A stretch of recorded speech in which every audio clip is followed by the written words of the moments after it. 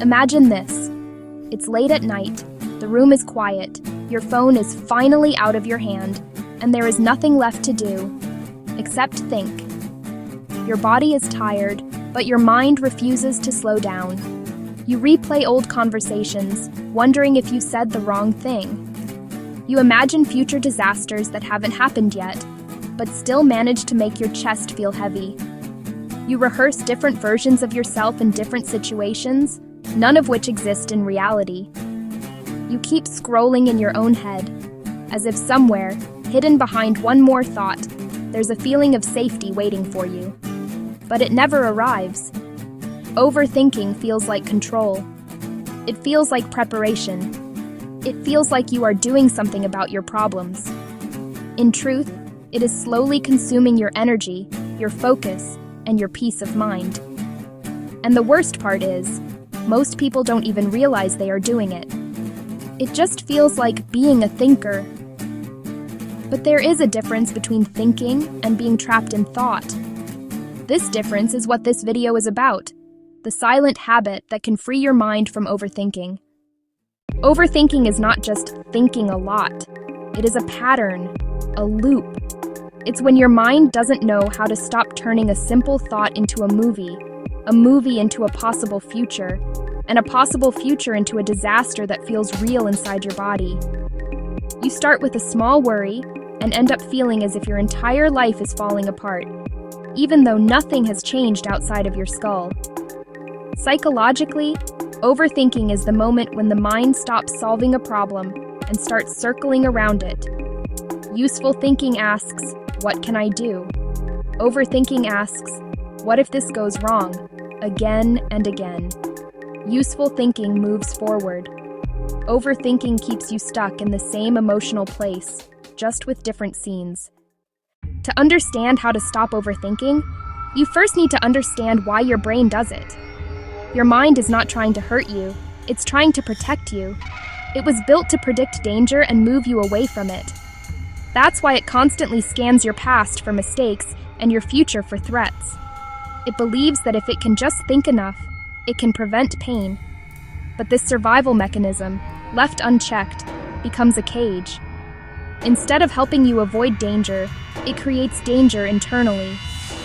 You feel the physical symptoms of threat, tight chest, shallow breathing, tension, while lying in a safe bed or sitting in a quiet room.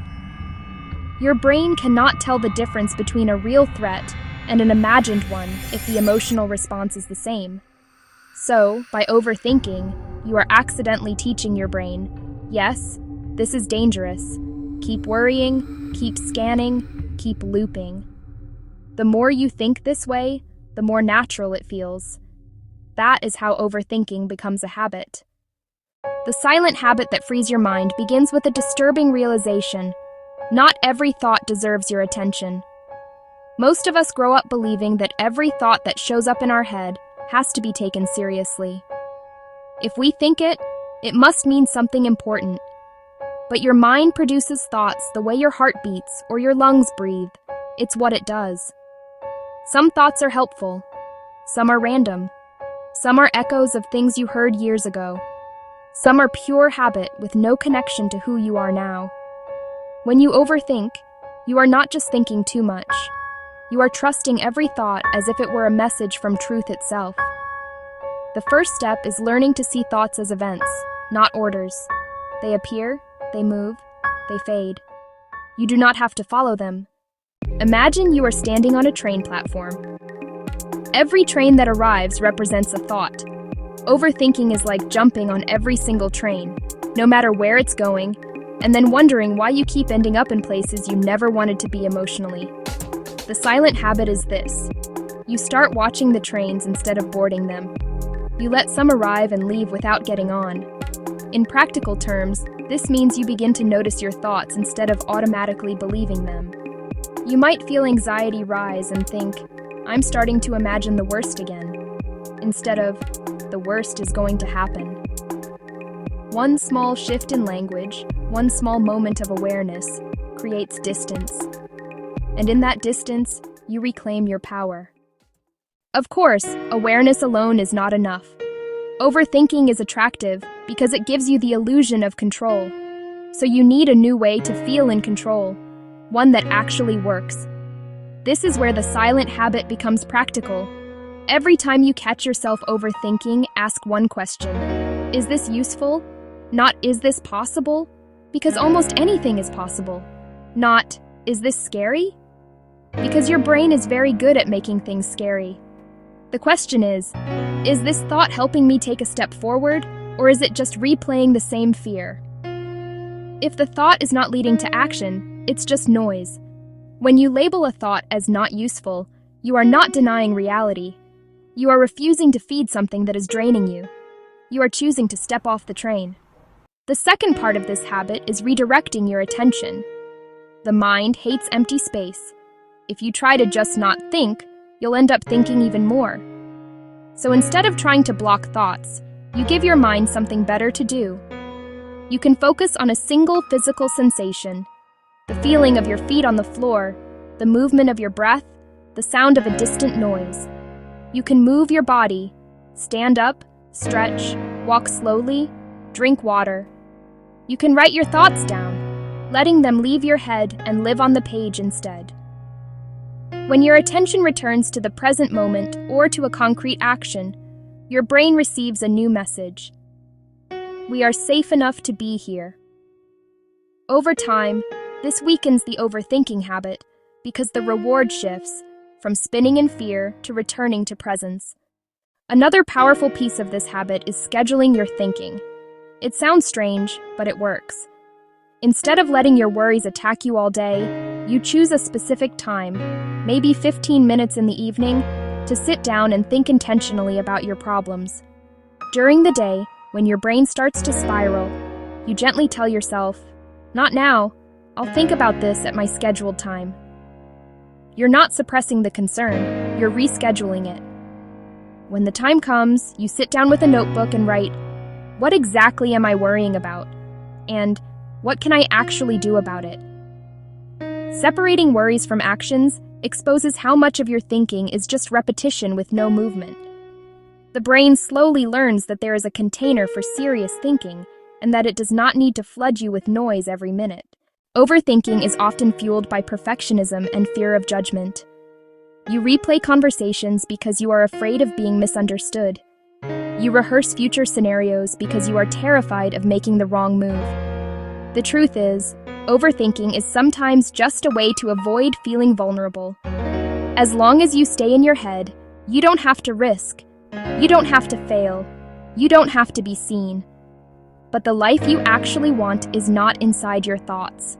It's in your actions, in your relationships, in your imperfect attempts.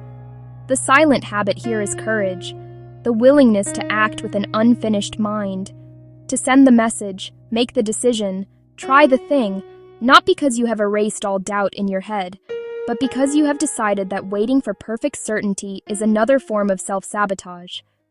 To free yourself from overthinking, you also need to understand that your brain has a natural bias toward the negative. It pays more attention to what could go wrong than to what has gone right. This is a survival feature, not a personal flaw.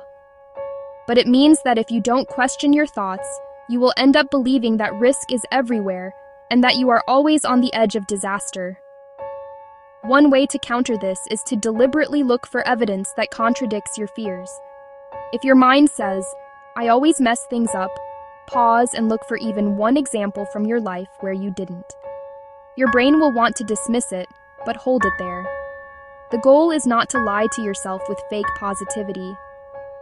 The goal is to force your mind to see the full picture, not just the dark corners. With repetition, you begin to rebuild trust in yourself. Overthinking thrives in an environment of self-doubt. It starves in the presence of self-honesty. Sometimes, overthinking is less about the future and more about the past. You replay what you should have said, what you should have done, how life might have looked if you had chosen differently. You use your imagination as a weapon against your own history. But the past does not change under pressure. You can learn from it, or you can be haunted by it. The habit that frees you is learning to say, "I did the best I could with who I was and what I knew back then." This doesn't mean you ignore your mistakes. It means you refuse to repunish yourself for them thousands of times in your waking hours. Understanding is useful.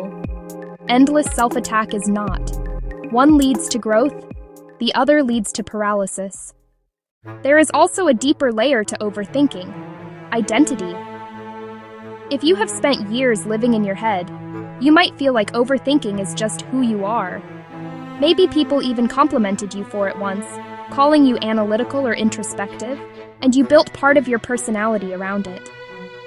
Letting go of overthinking can feel like losing a part of yourself, but what you are losing is not your intelligence or your depth. You are losing the prison built around them. You are not meant to be at war with your own mind. You are meant to use it as a tool, to think deeply when it is time to think, and to rest when it is time to live. At the center of all this is one simple truth. A quiet mind is not a mind with no thoughts. It is a mind that is no longer controlled by them. The silent habit that frees you from overthinking is the decision, moment after moment, to step out of the automatic loop and back into awareness. To watch the trains arrive and leave, to label thoughts as useful or not useful, to redirect your attention to the present, to act even when your mind offers you 1,000 reasons to delay. This is not something you succeed at in a day. It is something you practice slowly, gently, repeatedly, until your mind starts to trust a new pattern. You may not be able to stop every thought from appearing. That's not the goal. The goal is to stop giving every thought the power to decide how you feel and who you become. Overthinking is loud, dramatic, convincing. The habit that replaces it is quiet.